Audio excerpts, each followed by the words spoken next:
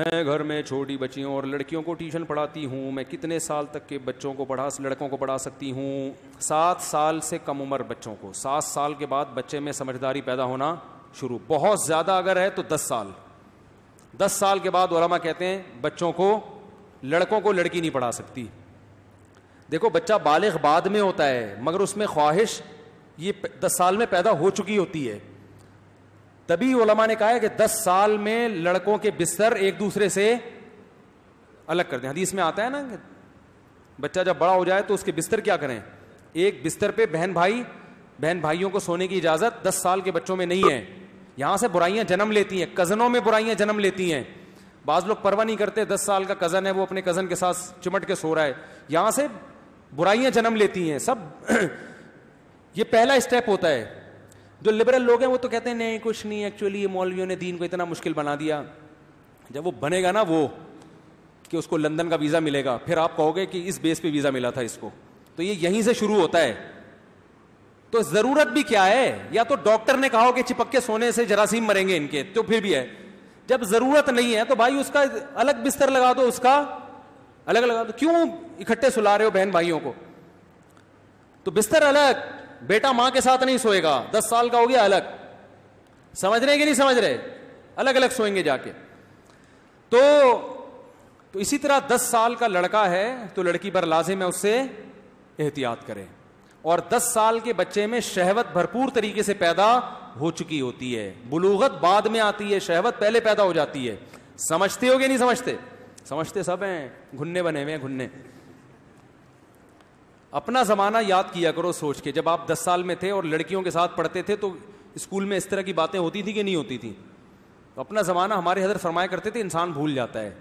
تو سب بچوں کو ایسے ہی سمجھ رہا ہوتا ہے کہ نہیں ایسا نہیں ہے. بچوں کے دل میں عشق پتہ ہے 10-11 سال کی عمر کا بڑا خطرناک ہوتا ہے. تو یہ عشق پیدا کیوں ہوتا ہے؟ اس کا مطلب اس میں یہ تمیز اللہ نے پیدا کر دی ہے. تو اس لیے آخری حد ہے 10 سال, اس میں احتیاط ضروری ہے. باقی یہ دنیا دار لوگ ہمارا مذاق اڑاتے ہیں ان باتوں پہ. کیا ہے مولویوں نے مشکل کر دی, اڑاتے رہو بھائی. آپ جس کلچر کو آپ فالو کر رہے ہو کرتے رہو.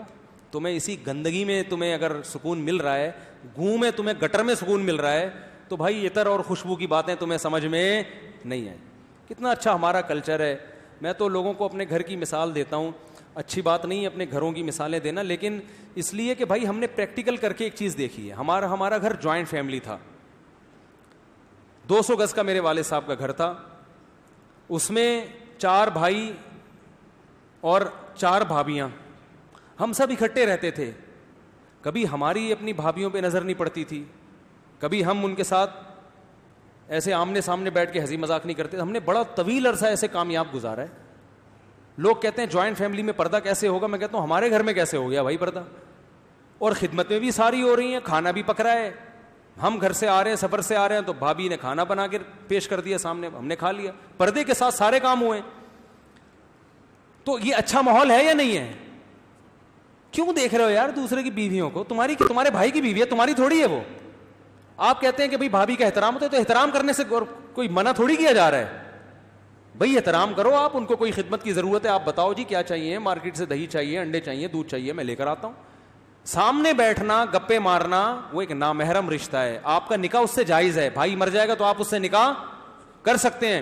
اتنا فری مت کراؤ کہ محرم اور نامحرم کا فرق, بہن اور بھابھی میں اسلام نے فرق نہیں رکھا, فطرت نے فرق رکھا ہے. بہت مشکل ہے سمجھانا. سالی جس سے آج اتنا فری ہوتے ہیں آپ, سالی آ جائے کوئی فرق ہی نہیں ہے یار. براڈ مائنڈیڈ بنے ہوئے ہم تو سالیوں سے گپے لگا, ہاں وہی چل رہا ہے. اور مولوی منع کرتے ہیں کہ وہ مولانا لوگ یار یہ سالی ہے تمہاری بیوی نہیں ہے, بیوی سے فری ہو. اور سالی کو منع کہا جاتا ہے کہ آپ نے بہنوئی کے سامنے مت آؤ. تو سالیاں کہتی ہیں اسلام نے دین کو کیا بنا دیا ہے مشکل. اسلام دین فطرت ہے. وہ کہتا ہے بہن میں اور سالی میں کیا ہے فرق, بیوی اور سالی میں کیا ہے. یہ آپ کی بیوی کی بہن ہے, بیوی نہیں ہے.